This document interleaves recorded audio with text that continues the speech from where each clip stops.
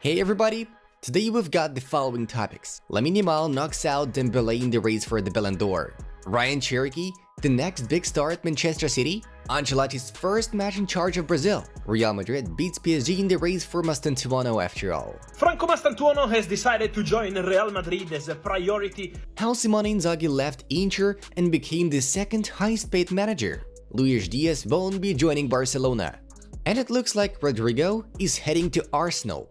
Let's get started. There is a lot of exciting stuff to cover. Support me with a like. I'm breaking down the hottest football news just for you. Let me know in the comments where you're watching us from, or just drop a comment to support the channel.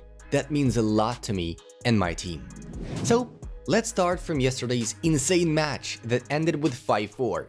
Spain have reached the Nations League final, where they'll face Portugal on Sunday, June 8th. France kept pushing until the very last second to level the score. And after the match, Kylian Mbappe even checked with the referee to see if he had stolen a few precious seconds for them. But in the end, this match turned into a showdown between the two main contenders for the Ballon d'Or, Lamine Yamal versus Ousmane Dembélé.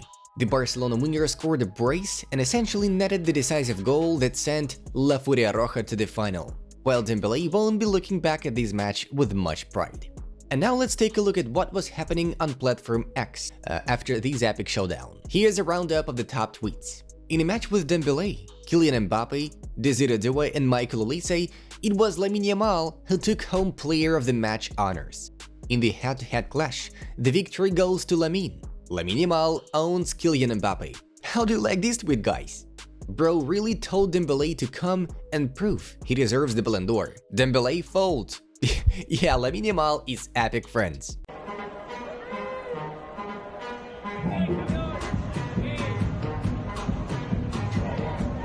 Let me remind you what Lamine Yamal told to a journalist before the match. If you want us to settle who deserves the Ballon d'Or, let's do it on Thursday.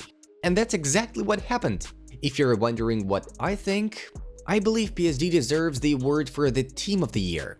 While Dembélé has done just enough to make the Ballon d'Or 2025 top 3 at best, he is still missing the decisive edge. And even in the French national team, he is not the main man.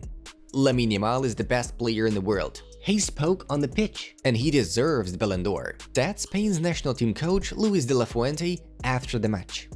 Ballon d'Or? Lamine Yamal has to be put higher than Dembélé. Lamine Yamal was better. And these are the words of Schweinsteiger, now a football analyst. Adidas dropped these after the match.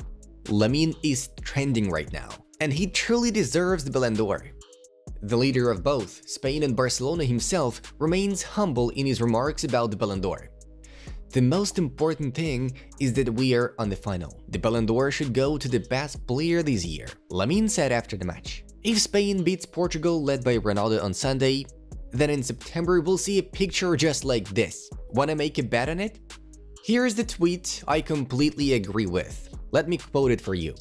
How do you watch Lamine Yamal with your eyes and not conclude that this is obviously the best footballer in the world right now?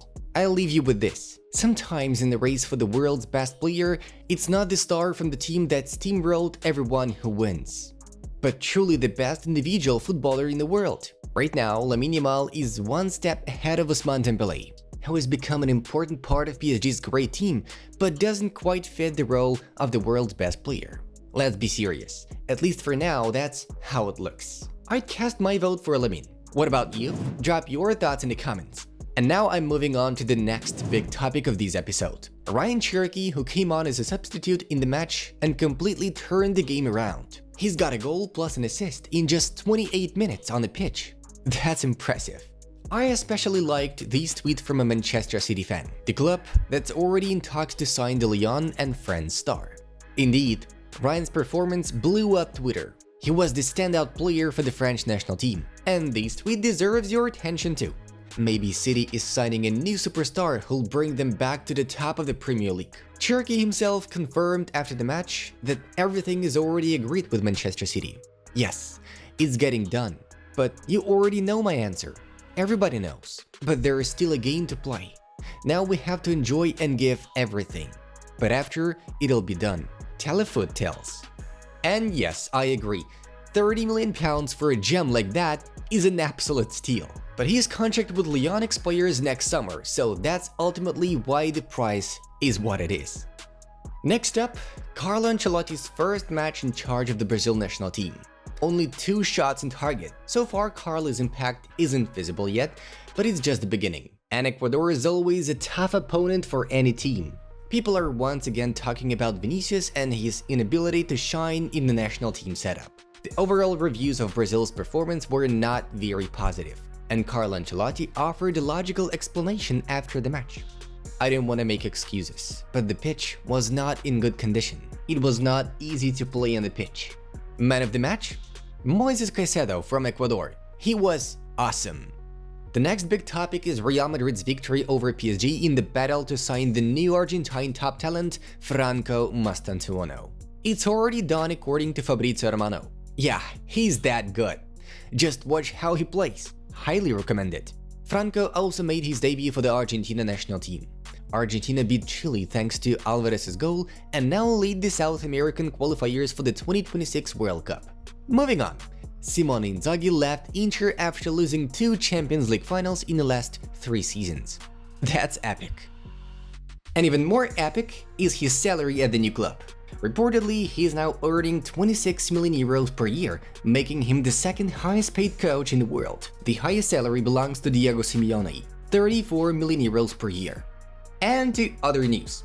Liverpool have told Barcelona that Luis Díaz is not for sale after rejecting the Spanish champion's first approach for the Colombia international.